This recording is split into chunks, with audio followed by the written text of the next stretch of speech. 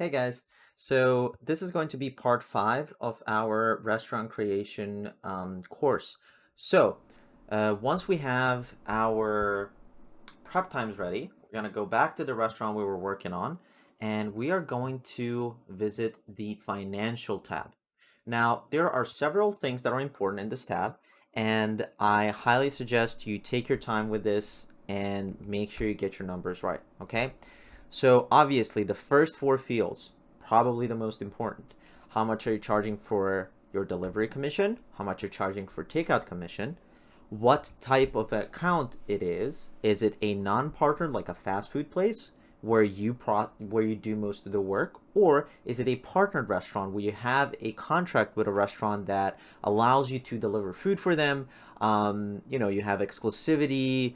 There's an ordering process in place, like all of these different things. So let's just say we're making a new partnered restaurant, and then the payment method. Now, by default, this is going to be unspecified. Check is going to be for your own records that you give this restaurant a physical check. Then you also have ACH if you're doing direct deposits to this restaurant. And then we have the two that are important for non-partnered restaurant, which is pay on pickup, which obviously can be a thing for partnered restaurants, but it's mostly going to be like a Panera Bread if it's ordered online, or like a McDonald's if it's a drive-through restaurant. And then pay online is going to be your Panera Bread, your Bob Evans. Maybe you're doing any grocery deliveries, so you can like order on their website, have your driver pick it up. So these are actually going to affect how your money is pushed through, because for pay on pickup you will need the smart pay cards, and those are going to be given out to the drivers. That's connected to your Stripe account, and that's a whole other topic that we can discuss. And then the pay online is going to actually pull money from your virtual credit card. All of this, you don't have to worry about it right now, because right now we're just going to assume that we're processing an order and directly paying the restaurant that's a locally owned business, right? Now we have the next section of fields, which there is a local sales tax rate, and in this case we're just going to leave it at 7%. Additional charges tax rate. This is going to be the additional charges that are specific to this restaurant, and we're not going to talk about this right now. Just leave it at 0. Then we have locational non-menu tax override, also something that's not needed. We're going over essential things in this video only. Then we have credit card processing fees if you're charging those, and then we have payment frequency for the restaurant. Then we also have the markups. So as I said, this is not necessary. We're not going to go over it, but this lets you decide if you're marking up the menu items by X amount in order to lower the delivery or takeout commission for the restaurant, right? And then who is taking care of the tax? Most of the times it's going to be the restaurant, because they are doing the sale, and then you reimburse them for the tax that is collected. But obviously that's a state-to-state thing and a restaurant-to-restaurant basis, depending on what type of contracts you have. Then we also have marketing and integration fees. We do not need any of these fields filled out as our basic. We might go over this in the intermediate courses or advanced courses. And then we do have two important sections over here. So we have reporting email address and summary email address.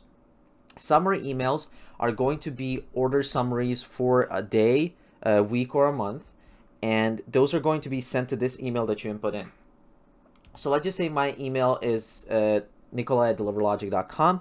I will receive a daily, a weekly, and a monthly summary automatically without having to touch anything, right? And the reporting email is going to be something that is more detailed. So it's going to tell your client, hey, you paid this much for the commissions, this much was the takeout stuff. If there were any restaurant tips, that's going to show up on the reporting email. So summary, a very brief summary of sales, okay? And then reporting is going to be detailed. So if your restaurants require your restaurant partners want to have like breakdowns, if they don't have it in their POS system, they can receive emails like this. Okay, very important to note here. And then if you want to add additional emails, all you have to do is put a comma and space and then add another email. So I can just go here and add nikolai@deliverclub.com, right?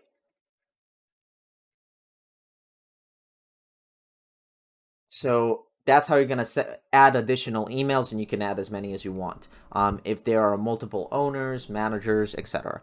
And then select day for auto sending weekly invoice and weekly summary. When are these emails going to go out? Obviously, Monday is there by default because it gives the breakdown of the previous week. And then we also have the one for the weekly summary also on Monday, right? Now, we're going to go down here. There is a tab that's, I'm just going to briefly going to mention, which is Smart Pay Transfer Buffer. So what this does is if you have a Smart Pay cards, right? These are the cards that we give to drivers if they need to pay for the food they're getting, like McDonald's, Wendy's, whatever it is, or, you know, there's a your restaurant partner only wants money up front, which is fine, right? You can handle that. And this gives you a buffer. So let's say the food subtotal is $55. You can put 10% here, and the card is going to be loaded with additional $5.50 in case there are any discrepancies with the menu items. So sometimes, like especially with inflation, menu items will have different prices. So sometimes you want to like put a buffer on so your drivers don't have to wait around for the dispatchers to manually load their cards if needed. But we're going to move on for that. This is not necessary, right? And then here you have a couple of things that are completely optional, right? So you have a takeout setting, and you can allow a no markup on takeout, right?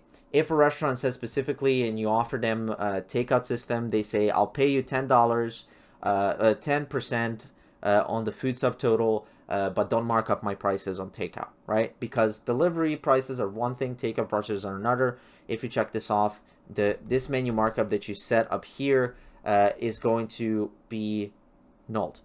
Then you have allow tip on takeout. This is to allow the restaurant to collect tips if they're providing takeout orders from the restaurant. Calculate markup tax conditionally. This is regarding the non-menu tax rate. You don't have to worry about this. Then you also have restaurant invoice report settings. All of these items are related to the emails that are being sent out and to the invoices that you pull from the invoice new right here. So if you go to reports, restaurant invoice new, which gives you breakdowns, specifically how many sales they did, shifts, and all that stuff that we're not going to get into detail right now. And then also there is a master restaurant account. So there's only one master account that can be linked to this specific restaurant profile. And why we need this is so a manager or the owner, whoever is doing the paperwork and the financials for your delivery system is able to change any payment information in the merchant access. Now, it's always good to have a proper master account so the owner has the control over some basic information, and in case they need to change banks or anything like that, they can change the stuff in there. All right, so this is going to be it. Only a few fields that are very important, and then a lot of them are optional. So yeah, continue to the quiz, and we will see you in part 6. Have a great day.